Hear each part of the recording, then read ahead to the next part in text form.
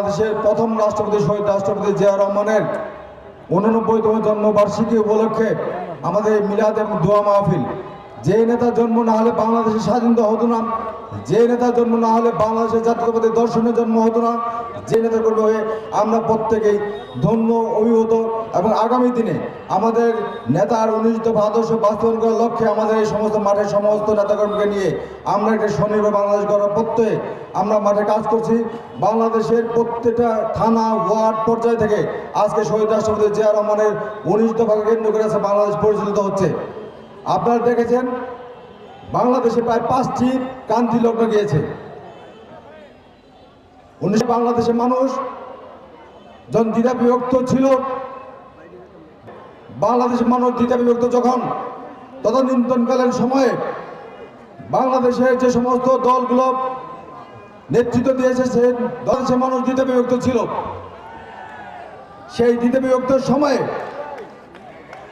চট্টগ্রাম কালুঘাট বেতার কেন্দ্র থেকে একজন অখ্যাত মেজর বাংলাদেশের স্বাধীনতা ঘোষণার মাধ্যমে সেদিন বাংলাদেশের স্বাধীনতা যুদ্ধের সূচনা হয় এবং তারপরে 9 মাস 13 দিন যুদ্ধের পরে সারা বাংলাদেশের নামে একটি মানচিত্র, বিশ্বের মানচিত্রে অভ্যুদয় ঘটে এবং আমরা পাই একটি বাংলাদেশ নামে একটি লাল সবুজের পতাকা।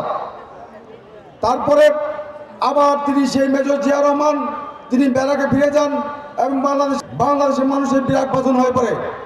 তারপর আবার একটি ক্রান্তি লগ্ন তৈরি হচ্ছে, এটি হচ্ছে 1975 সাল। এটি হচ্ছে বাংলাদেশের রাজনীতির দ্বিতীয় ক্রান্তিকাল। সেই ক্রান্তিকালে বাংলাদেশের মানুষের বাক স্বাধীনতা রুদ্ধ করে, সংবাদপত্রের স্বাধীনতা রুদ্ধ করে একটি বাকশালী শাসন কায়েম করে, যার প্রেক্ষিতে বাংলাদেশের সিপাহী জনতা একটি সফল মাধ্যমে বাংলাদেশের মানুষের আবার সেই 1975 সাল 15 আগস্ট শেখ মুজিবুর রহমানকে সপরিবারে হত্যা করার মাধ্যমে বাংলাদেশের স্বাধীনতা আবার বিপর্যয়ের মুখে পড়ে।